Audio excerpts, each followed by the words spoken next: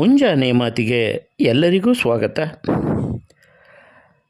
ಇಂದಿನ ವಿಷಯ ನನ್ನದು ಎನ್ನುವುದನ್ನು ತೆಗೆಯಬೇಕು.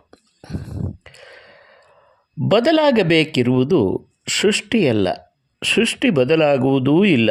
ಬದಲಾಗಬೇಕಿರುವುದು ಸೃಷ್ಟಿಯನ್ನು ನೋಡುವ ನಮ್ಮ ದೃಷ್ಟಿ. ಒಬ್ಬ ಗುರುಗಳು ಇದ್ದರು.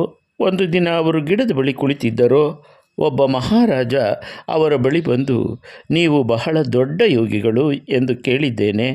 ನಿಮ್ಮಲ್ಲಿ ಯಾವ ಆಸೆಯ ಅಪೇಕ್ಷೆಗಳು ಇಲ್ಲ. ಬಹಳ ದಿನಗಳಿಂದ ಇಲ್ಲಿಯೇ ಇದ್ದೀರಿ. ನಿಮ್ಮಂತಹವರು ನಮ್ಮ ರಾಜ್ಯದ ರಾಜಗುರು ಆಗಬೇಕು.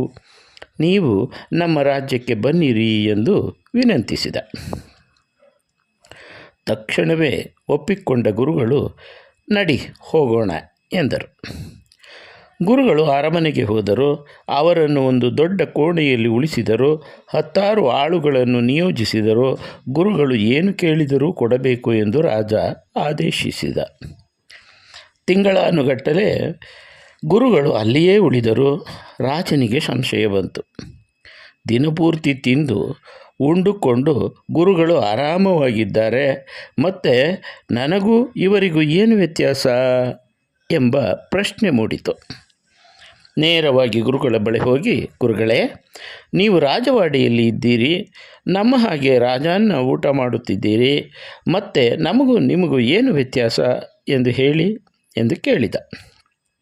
ಅದಕ್ಕೆ ಗುರುಗಳು, ಬೆಳಿಗ್ಗೆ 6 ಗಂಟೆಗೆ ಬಾ, ಹೇಳುತ್ತೇನೆ ಎಂದರು. ರಾಜ ಬೆಳಿಗ್ಗೆ ಬಂದ. ಗುರುಗಳು ಇವನನ್ನು ಕರೆದುಕೊಂಡು ಹೊರಟರು. ಹಾಗೆಯೇ ಸುಮಾರು 10 ಕಿಲೋಮೀಟರ್ ನಡೆದರು. ರಾಜ ಮತ್ತೆ ಅದನ್ನೇ ಕೇಳಿದ, ನಮಗೂ ನಿಮಗೂ ಏನು ವ್ಯತ್ಯಾಸ ಅಂತ. ಗುರುಗಳು ಏನೂ ಹೇಳದೆ ಹಾಗೆಯೇ ನಡೆಯುತ್ತಿದ್ದರು. ಮಧ್ಯಾಹ್ನ ಆಯಿತು, ಸಂಜೆ ಆಯಿತು, ನಡೆಯುತ್ತಲೇ ಇದ್ದರು. ಸಂಜೆ ವೇಳೆಗೆ ರಾಜ ಗುರುಗಳ ಕೈ ಹಿಡಿದು, ನನಗೆ ನನ್ನ ಪ್ರಶ್ನೆಗೆ ಉತ್ತರ ಹೇಳಿ ಎಂದು ಕೇಳಿದ.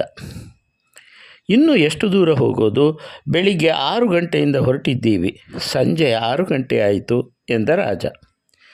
ಅದಕ್ಕೆ ಗುರುಗಳು, ಹೀಗೆಯೇ ಹೋಗೋಣ ಎಂದರು. ಹಾಗೆ ಹೋಗಲು ಆಗಲ್ಲ. ನಾನು ರಾಜ, ನನಗೆ ಒಂದು ರಾಜ್ಯ ಇದೆ, ಒಂದು ವ್ಯವಸ್ಥೆ ಇದೆ, ಪ್ರಜೆಗಳು ಇದ್ದಾರೆ, ಹೆಂಡತಿ ಮಕ್ಕಳೂ ಇದ್ದಾರೆ, ಅವರನ್ನೆಲ್ಲ ನೋಡಿಕೋಬೇಕು ಎಂದು ಹೇಳಿದ ರಾಜ. ಆಗ ಗುರುಗಳು, ಇದೇ ವ್ಯತ್ಯಾಸ ನೋಡು. ನೀನು ಹಿಂದೆ ನೋಡ್ತಿ, ನಾನು ಮುಂದೆ ನೋಡ್ತೀನಿ. ನಿನಗೆ ನನ್ನದು ಎನ್ನುವುದು ಇದೆ, ಹಿಡಿದುಕೊಂಡಿದೆ. ನನಗೆ ನನ್ನದು ಅನ್ನುವುದು ಯಾವುದೂ ಇಲ್ಲ. ಅದಕ್ಕೆ ನನಗೆಲ್ಲಿದ್ದರೂ ವ್ಯತ್ಯಾಸ ಗೊತ್ತಾಗುವುದಿಲ್ಲ. ಸಂತರಿಗೂ ನಮಗೂ ಏನು ವ್ಯತ್ಯಾಸ ಎಂದರೆ, ಅವರು ಭೂಮಿ ಮೇಲೆ ಇದ್ದಾರೆ, ಆದರೆ ನನ್ನದು ಎನ್ನುವುದನ್ನು ಬಿಟ್ಟಿದ್ದಾರೆ. ಅದಕ್ಕೆ ಅವರು ಆರಾಮವಾಗಿದ್ದಾರೆ. ನಾವು ಹಾಗೆಯೇ ನನ್ನದು ಎನ್ನುವುದನ್ನು ತಲೆಯಿಂದ ತೆಗೆದು ಹಾಕಬೇಕು. ಮನೆಯಲ್ಲಿ ಜಗಳ ಯಾಕೆ ಆಗಿದೆ ಹೇಳಿ? ಮನೆ ರಣರಂಗ ಆಗಿದ್ದು ಯಾತಕ್ಕೆ? ನನ್ನದು ಎನ್ನುವುದರಿಂದಲೇ ಎನ್ನುವುದು ಇಂದಿನ ಮುಂಜಾನೆ ಮಾತಿನ ವಿಶೇಷ. ಕೇಳಿಸಿ ಸಮಾನ ಮನಸ್ಕರಿಗೆ ಇದನ್ನು ಕಳಿಸಿ. ನಮಸ್ತೆ, ನಾನು ನಿಮ್ಮ ಶ್ರೀಕಂಠೇಶ್, ಪರಿಸರ ಪ್ರಿಯ, ಮೈಸೂರು. ಕೇಳಿದ್ದಕ್ಕೆ ಧನ್ಯವಾದಗಳು. ಸಬ್ಸ್ಕ್ರೈಬ್ ಮಾಡಿ, ಶೇರ್ ಮಾಡಿ, ಒಳ್ಳೆಯ ವಿಷಯಗಳನ್ನು ಎಲ್ಲೆಡೆ ಹರಡಿ. ನಮಸ್ತೆ.